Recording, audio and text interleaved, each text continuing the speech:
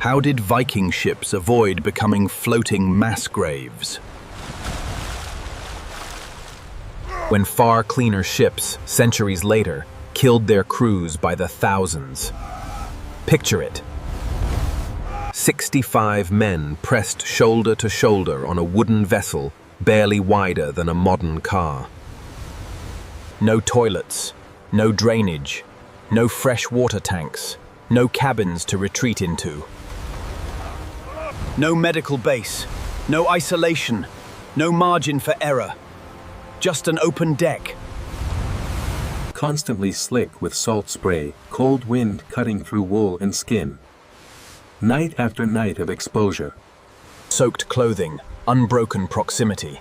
By every biological rule we understand today, this should have been a catastrophe waiting to happen. Human waste with nowhere to go. Food spoiling in damp air. Parasites moving from body to body. Bacteria multiplying in the cold shadows of wood and rope. One fever, one infection, one unlucky meal. That should have been enough. History tells us that on far cleaner ships, with doctors and sanitation systems, entire crews collapsed from disease in a matter of weeks. Fleets rotted from the inside out without ever seeing battle. And yet, on these ships something strange happened. The sickness never came. The collapse never followed. The crews did not dissolve into chaos or death. Not once, not occasionally, but consistently voyage after voyage, generation after generation. For nearly 3 centuries, men lived, ships returned, expeditions expanded farther into colder, harsher oceans. That contradiction between what should have happened and what actually did is not a footnote in history.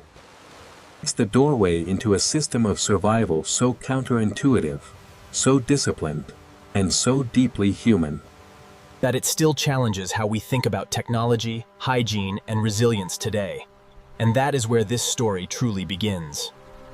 Between the 9th and 11th centuries, Viking crews did something no one should have been able to do with ships like theirs. They crossed the North Atlantic again and again, not drifting, not getting lucky, but navigating with intent. They reached Iceland by 874 AD, Greenland by 985, and North America around the year 1000. These weren't single, heroic accidents frozen in legend. They were sustained operations carried out over generations. Ships returned, crews survived, fleets regrouped, reprovisioned, and pushed even farther into colder, more hostile waters. This only deepened the mystery. Because when history advances forward in time, the outcome reverses.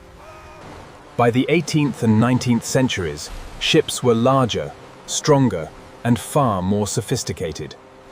They had sealed decks to keep water out, dedicated latrines to manage waste, freshwater barrels stacked below deck, deck surgeons, medical protocols, and written hygiene regulations. And yet these ships became death traps. Cholera tore through crews in weeks. Typhus spread through confined decks. Dysentery weakened men before storms ever touched them. Ship fever emptied vessels that never left harbor. Disease, not combat, became the greatest enemy at sea. So the question sharpens. How did the most primitive ships on record remain operational while technologically advanced vessels collapsed from within? The answer does not lie in better medicine or superior materials or forgotten scientific knowledge. It lies in a place historians didn't think to search, in what Viking shipbuilders deliberately refused to build. The North Atlantic rarely yields its secrets easily. For the Norsemen, the journey was as perilous as the destination was promising. Here's the first assumption most people get wrong. Vikings were not dirty. In fact, to many of their contemporaries, they were unsettlingly clean. Outsiders noticed it immediately. About Norsemen washing their faces, hands, and hair every single day. They often shared the same water, but they never skipped the ritual.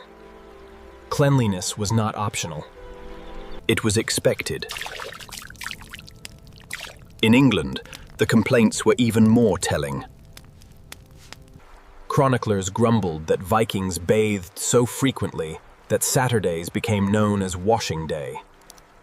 The irritation was cultural, even moral.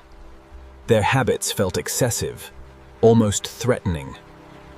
In a medieval world where bathing was rare and suspicion of the body ran deep, archaeology confirms what the texts describe.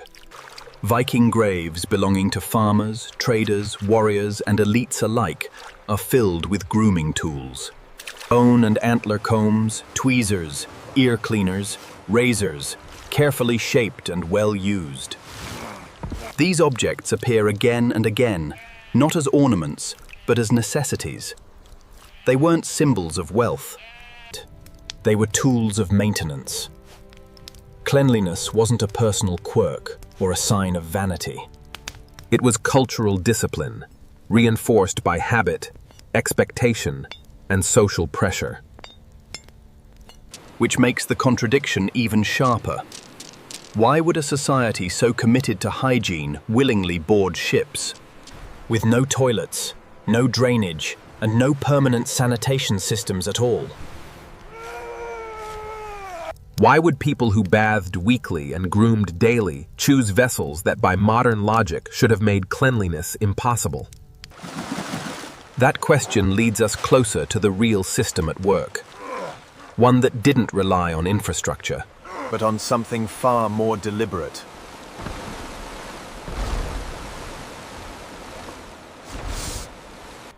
In 1904, a group of Norwegian farmers digging through heavy blue clay uncovered something extraordinary. Beneath the soil lay the Oseberg ship, one of the most perfectly preserved Viking vessels ever found. For archaeologists, it was a time capsule.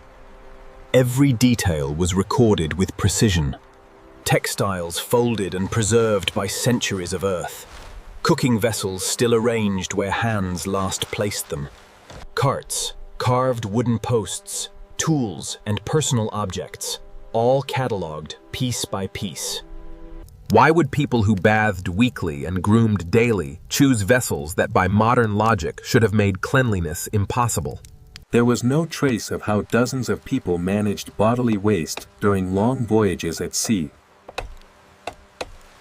No chamber pots tucked into corners, no designated latrine spaces, no drainage channels cut into the hull. Nothing. At first, scholars tried to explain it away. Perhaps Oseberg was ceremonial, a burial ship, never meant to sail with a living crew. Then came Gokstad. Excavated in 1880, a true warship, scarred by use, built for distance. Proven by wear patterns to have crossed open ocean. The result was the same. Again, no sanitation infrastructure. Again, no evidence of waste management systems. In 2020, modern technology entered the picture. Ground-penetrating radar scanned the Gilstad ship before excavation, revealing its structure without disturbing the soil. The conclusion did not change across centuries. Across ship types, across excavation methods, from hand tools to advanced imaging. The absence remained consistent. At that point, it could no longer be dismissed as chance or lost to time. The silence in the ships was intentional. What Viking shipbuilders left out mattered just as much as what they built. And that omission was the key to understanding how these vessels stayed alive at sea. To understand why Vikings deliberately avoided sanitation systems, we have to examine what happened when later ships embraced them.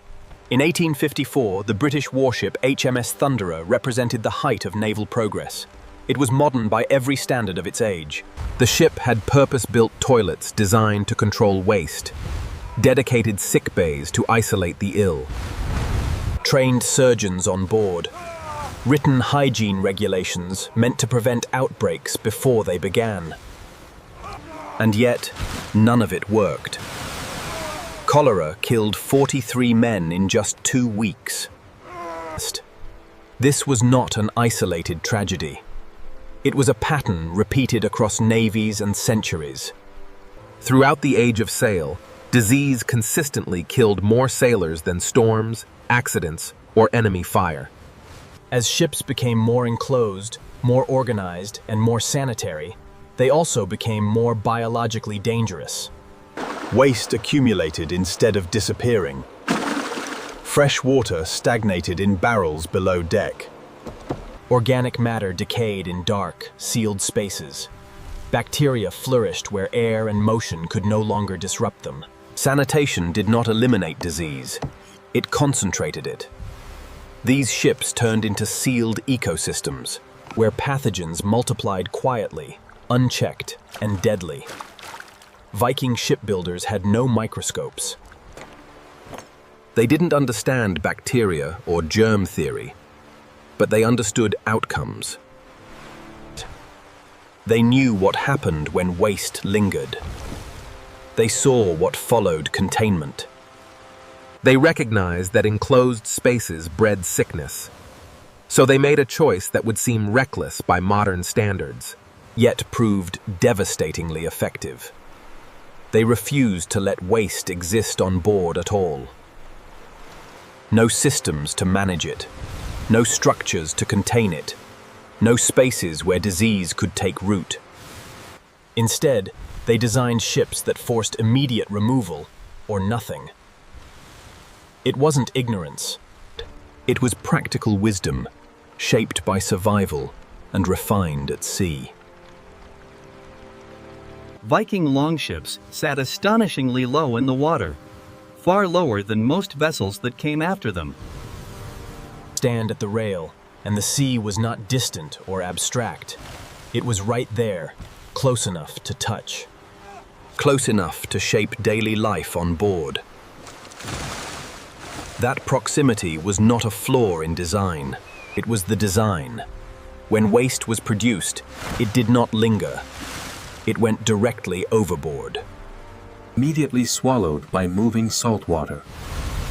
Salt water is hostile to many human pathogens. Constant motion prevents concentration. Depth eliminates re-exposure before microbes can regroup. Nothing was stored long enough to rot. Nothing was sealed long enough to ferment. Without accumulation, outbreaks had nowhere to begin. Even when storms made overboard disposal difficult, a solution remained temporary and disciplined. Simple wooden buckets were used only as long as absolutely necessary. They were never sealed, never stored, never allowed to sit and fester. At the first safe moment, they were emptied back into the sea. The ship was never treated as a container. To hold human byproducts, fluids, or decay. It functioned as a platform suspended above an immense, Moving system capable of dilution on a scale no human technology could match. The ocean didn't merely receive Viking waste. It dispersed it, broke it apart. And erased its biological threat almost instantly. What later ships tried to manage internally, Viking longships handed over to the sea itself. And in doing so, they turned the most dangerous part of life at sea into something that never had time to become deadly. But waste disposal was only one layer of a much larger system. Viking ships drew less than a single meter of water. That shallow draft changed everything. It meant these vessels were not bound to harbors or ports. They could slide onto land almost anywhere. Sandy coves, gravel beaches, river mouths hidden from open sea. Places no deep-holed ship could reach. Because of this, Viking crews did not remain offshore for long stretches. They stopped frequently, often every few days, sometimes every night. Archaeologists have identified more than 200 Viking landing sites, stretching from Norway to Newfoundland.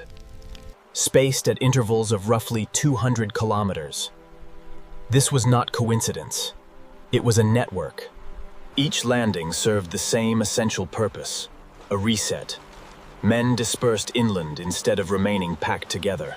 Clothes were stripped off and washed in cold streams. Bodies were scrubbed with sand, water, and friction rather than soap. Lice, fleas, and parasites were physically removed. Infection chains were broken before they could stabilize. At Torcy in England, what initially appeared to be a simple river landing revealed something far more complex. Excavation uncovered a 55-hectare winter base, a temporary city larger than many contemporary towns. It had space, order, and time for maintenance. The ship itself never became a sanitation problem. Because it was never expected to carry that burden for long. But this solution came with a cost.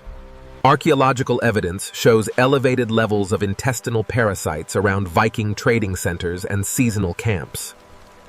The biological load was shifted outward, onto the landscape and the populations that interacted with it. Crew health was preserved by moving the problem away from the ship. It was not a clean solution in the modern sense. It was a functional one, and in a world where survival mattered more than comfort, that distinction made all the difference. Viking cleanliness was never enforced by written law. There were no inspectors, no punishments carved in stone. It was enforced by something far more powerful: shame. Every morning a comb passed through hair and beard, stripping away lice before they could multiply.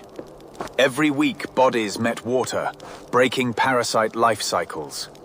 Long before science could name them. Neglect wasn't a private failure. It was visible. And visibility meant judgment. A poorly groomed man didn't just look dirty, he looked weak, undisciplined, unreliable, a risk to the group. In a world where survival depended on trust, reputation mattered more than comfort, more than convenience, more than personal freedom. The ornate combs found in Viking graves were not symbols of vanity. They were tools of survival, engineered with precision, carried everywhere, and crafted beautifully because they mattered. Beauty was not decoration. It was a signal of care, discipline, and readiness. When storms made waste disposal impossible, behavior tightened. When routine slipped, social pressure pulled it back into place. And when discipline finally failed, shore stops reset the entire system. Washing, airing, cleansing, restoring order. No kings were needed. No laws were written. The system worked because everyone watched, and no one wanted to be the weak link. Fresh water spoils quickly at sea, far faster than most people imagine. Centuries later, sailors would fear water barrels as much as enemy cannons, not because they ran empty, but because they turned lethal. The Vikings avoided this danger almost by accident. They didn't trust still water. They didn't rely on it. Instead, they carried weak beer and sour milk. Beer required boiling, long before fermentation could begin. Boiling killed what the eye could not see. Sour milk fermented naturally, its acidity dropping low enough to stop bacterial growth. They didn't understand microbiology. They understood consequence. They drank what kept them standing. They abandoned what made men collapse.